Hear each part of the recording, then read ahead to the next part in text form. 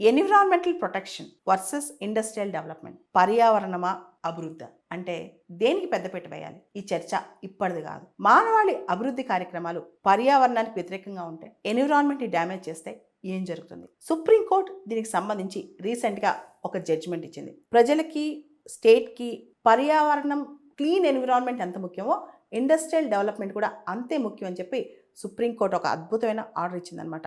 National green tribunal 2022లో ఇచ్చిన ఆర్డర్ని పక్కన పెడుతూ, క్వశ్చన్ చేస్తూ supreme court right to clean environment ఎంత ముఖ్యమో, అది ఎంత ఫండమెంటల్ రైటో, అదేవిధంగా ఎకనమిక్ ప్రోగ్రెస్ కూడా అంతే important. Right to prioritize industrial development, right to development through industrialization కూడా అంతే ఇంపార్టెంట్ అని చెప్పి సుప్రీంకోర్టు చెప్పింది.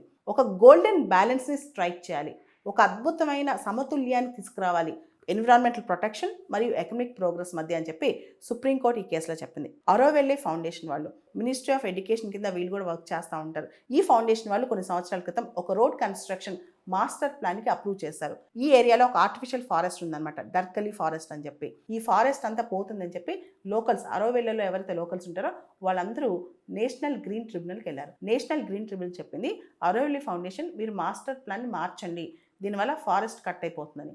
ఈ నేషనల్ గ్రీన్ ట్రిబ్యునల్ ఇచ్చిన ఆర్డర్ పైన సుప్రీంకోర్టులో కేసు పడింది అనమాట. ఈ కేసులో రీసెంట్గా సుప్రీంకోర్టు జడ్జిమెంట్ ఇచ్చింది.